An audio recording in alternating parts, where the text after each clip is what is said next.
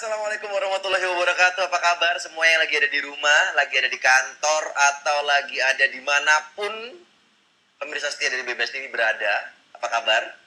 Ketemuan lagi bareng Angga Prameswara setiap hari di jam 5 sampai jam 6. Cuma ada di acara yang keren banget. Karena kenapa saya bilang keren? Karena setiap harinya kita selalu mengundang tamu-tamu yang memberikan banyak informasi dan juga menginspirasi buat semua sebelum berbuka puasa. Tetap ada di cahaya Ramadan dong, ya kan? Hari ini ceritanya banyak banget. Kita akan undang seseorang yang menurut saya penting banget informasinya. Karena apa? Salah satu hal yang kita perhatikan kalau di bulan puasa itu adalah salah satunya adalah kesehatan mulut, kesehatan gigi dan sekitarnya gitu ya. Karena apa? Waktu berpuasa biasanya kita sikat giginya yang biasanya 2 kali, ya oke lah 2 kali sehari, cuman rentan waktunya yang agak dipanjangkan ya, yang biasa kita setiap kali makan kita harus sikat gigi. Nah sekarang kita harus kurangin dikit-dikit karena takutnya batal nih pahala puasanya gitu ya. Dan pokoknya kesehatan mulut penting banget, puasa ataupun nggak puasa tetap harus kita jaga. Dan untuk hari ini di Cahaya Ramadan ya, kita akan undang seseorang yang keren banget ya. Saya memanggilnya Mbak Lauren. Mbak Lauren itu adalah seorang dokter gigi yang oke, yang akan kasih informasi banyak tentang apapun ya, tentang kesehatan mulut di bulan puasa ya. Dan nantinya juga akan ada Zea yang hari ini keliling-keliling. Enak dia, hari ini dia ketemu roti ke Majestic Bakery and Cake Shop. Aneh dia, akunya cuma makan gorengan lagi. Tapi nggak apa-apa, kita tetap seru sama keluarga yang ada di sini ya. Oke, nggak usah lama-lama, langsung aja kita undang dokter yang saya bilang tadi keren. Langsung dokter Gigi Lauren. Halo dokter. Hai. Apa kabar? Salaman dulu.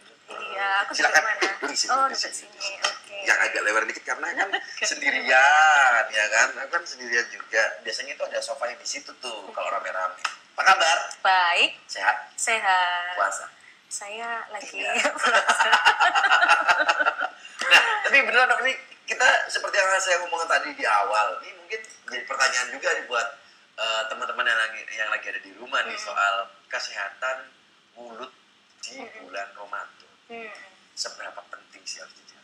Ya kayak tadi saya dengar pembukaannya ya. Biarpun Udah keren banget. Oh, ya. Keren banget ya. Udah kayak dokter gigi Oh, deh. bener ya, bener ya. Cocok dong ya. Macam dokter gigi ini cocok. Cocok bener bisa nih. jadi asisten saya ya. Iya. Gimana Kan, dok? biarpun kita nggak puasa juga kesehatan gigi itu penting banget. Apalagi kalau waktunya puasa. Kalau waktu puasa kan udah deh, halangan paling pertama pasti di sekitar mulut kan. Nolak kering ya kan. Kering, bau mulut nah, biasanya. itu, ya bau kan? mulut yang paling sering dialami oleh yang berpuasa adalah bau mulut. Nah jadi penting banget merawat kondisi rongga mulutnya saat berpuasa gitu. Oke. Rongga mulut ya, bukan cuma gigi, jadi semua rongga mulut. Rongga mulut. Rongga Jadi mulut. ada yang salah ya, maksudnya selama ini yang kita perhatikan adalah gigi dan gigi, padahal yang paling penting semuanya. Keseluruhan rongga mulut, iya. Nah. Salah satunya ya, misalnya kayak bau mulut bisa aja dari faktor giginya, tapi ternyata ada juga yang bukan dari gigi, begitu. Jadi kalau rongga mulut kan ada gigi, ada lidah, ya kan, kemudian ada langit-langit itu. Nah itu juga harus dijaga kesehatan dan kebersihannya.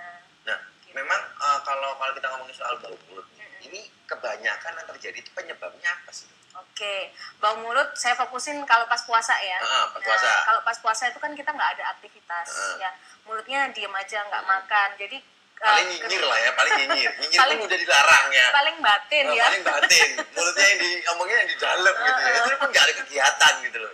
Nyinyir pun nyinyir di dalam, nggak ngomong Nggak gitu ya. ngomong, makanya ini mulutnya pasif banget gitu. Nah jadi dia penting banget, yang tadinya ada makanan masuk, ada cairan masuk, kemudian nih wis close ya, benar-benar close, jadi bakteri otomatis juga akhirnya meningkat di situ. Oke. Iya. Nanti kita akan ngobrol-ngobrol banyak hal. Ini saya masih penasaran mulai dari penyebabnya bau mulut apa. Terus habis itu penyakit-penyakit yang terjadi biasanya kalau di bulan puasa seperti bagaimana. Tapi yang jelas kita langsung aja terhubung dengan Zea yang hari ini bagi-bagi takjil di Majestic Bakery and Cake Shop gitu ya. Langsung ya berarti ini ya, langsung terhubung. Oke, nanti kita akan ngobrol-ngobrol lagi bareng Dr. Lauren. Lebih banyak lagi tetap ada di Cahaya Ramadan bareng Angga Pratama dan 3 dokter gigi Lauren. Oke.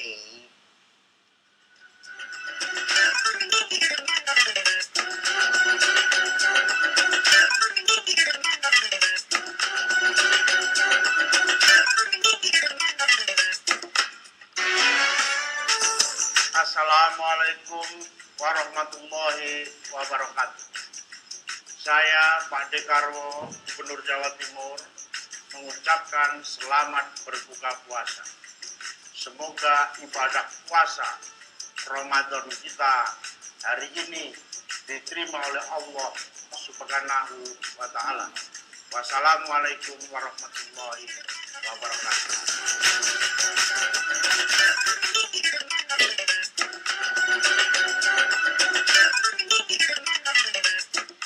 Assalamualaikum warahmatullahi wabarakatuh. Udah berbuka, Re. Udah kenyang. Jangan lupa sikat gigi. Ya, Dok, yang dulu ya, Dok ya. Habis berbuka, ganti semua aktivitas yang nggak dilakukan, yaitu sikat gigi di siang hari, langsung Iya, dibalas. sikat gigi dong. Tapi cara yang bener itu kayak gimana sih, Dok? Sebenarnya kalau waktu puasa itu yang poin yang penting yang sering dilupakan itu waktu sahur.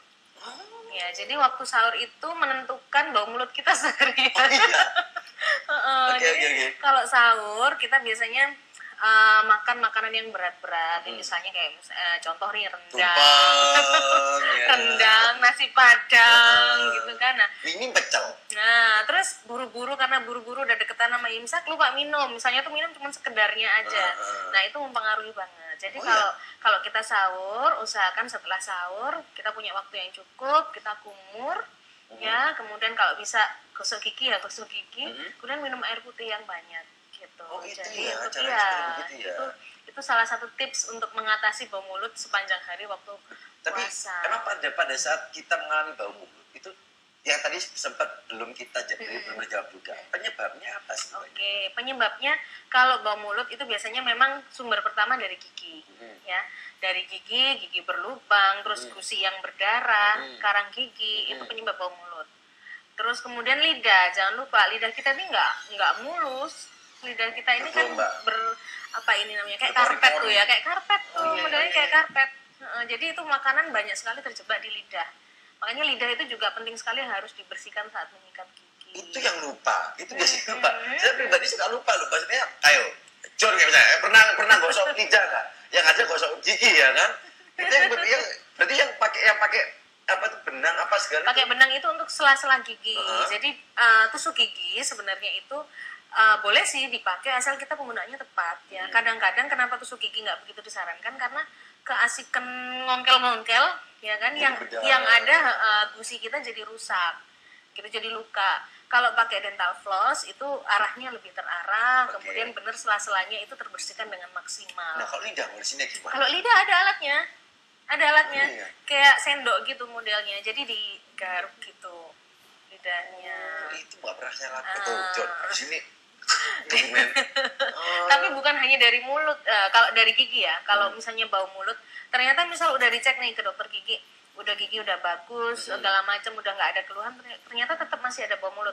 Ini perlu dicek juga kondisi lambungnya. Oh, juga berpengaruh. Pengaruh banget. Lambung, ginjal itu ada alirannya naik ke atas. Oke, jadi bisa dibilang semua yang ada berhubungan dengan ginjal, lambung apa sih, awalnya dari mulut ini ya, mulut ke bawah, balik lagi ke atas, ya kan? Kan banyak dideteksi penyakit-penyakit itu yang diketahui dari rongga mulut. Contoh aja misalnya AIDS ya, dulu diketemukan juga manifestasinya di rongga mulut. Karena memang mulut ini kan akses pertama segala sesuatu masuk ke dalam tubuh kita.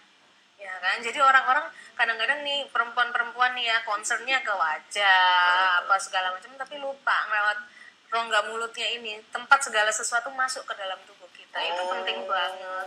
Jadi nanti kalau teman-teman yang ada di rumah, wajah bukan hanya sebagai yang utama, mulut juga ya. Iya dong. Kasih pelembab mulutnya gitu ya, enggak ya? Giginya mesti wangi. Giginya mesti wangi. Nah, tadi bisa dibilang salah satunya adalah minum air putih yang banyak. Seberapa penting sih minum air putih yang banyak itu dengan resiko kita biar tidak berbau mulut seharian emang nyambung kan? Nyambung karena itu tadi, karena kan kita tidak ada aktivitas ya, jadi kita harus areanya ini harus clean ya kan. Kalau misalnya mengunyah itu adalah self cleansing. Jadi kalau kita mengunyah makanan itu otomatis kita sendiri membersihkan, mulut itu membersihkan kotoran-kotoran yang ada.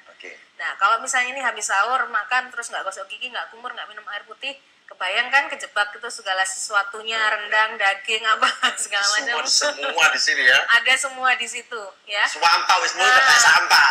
Mulut udah kayak sampah gitu loh. Bahasa bagusnya gitu tuh. Iya. Nah, Mulut apa sampah. Nggak gitu. terbersihkan dengan maksimal ya kan.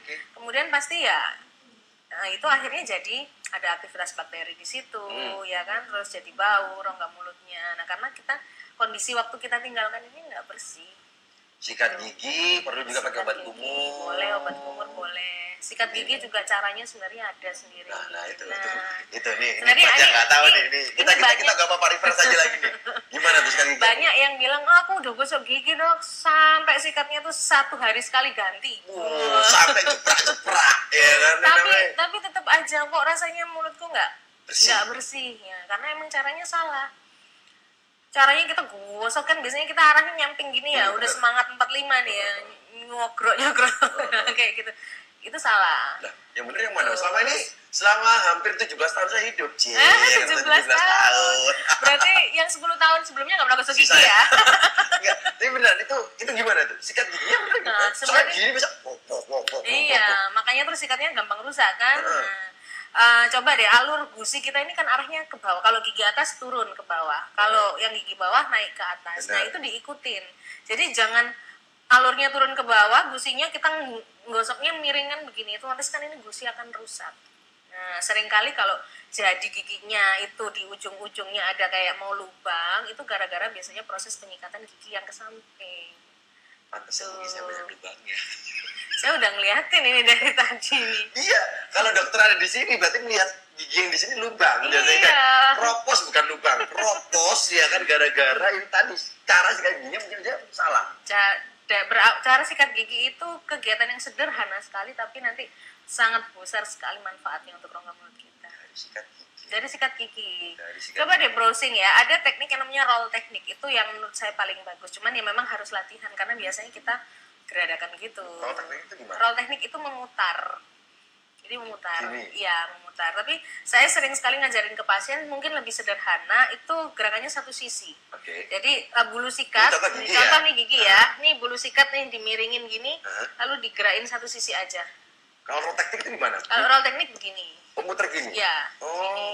Cuman seringkali kalau nggak mahir nih jadinya juga yang diputer sak gusi-gusi. Iya benar-benar seperti begitu. Kalau saya lebih saran itu satu gerakan. Jadi yang atas digerakin turun ke bawah, yang bawah nih dinaikin ke atas gini.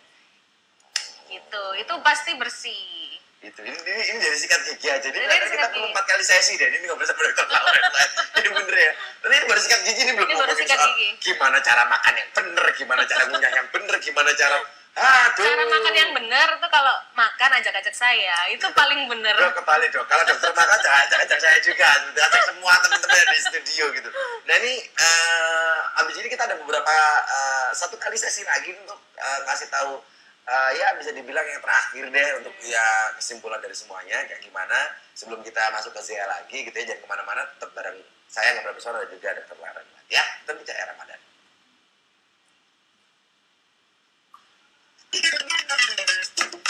Tadi pada saat off air saya udah ngobrol-ngobrol dan itu mengerikan sekali tentang yang namanya gigi berlubang. Nah ini terakhir, ini singkat dan terakhir deh dok, soal gigi berlubang. Apa yang harus kita lakukan?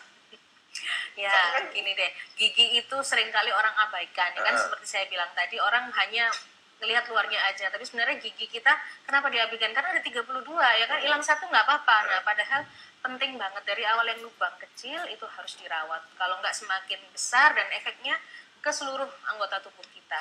Ada yang dari karang gigi larinya ke jantung ya kan, jadi banyak sekali dan harus segera ditambal atau dirawat atau diapapun. Nah yang udah perlu harus dicabut karena udah sisa akar, itu berbahaya, harus dicabut.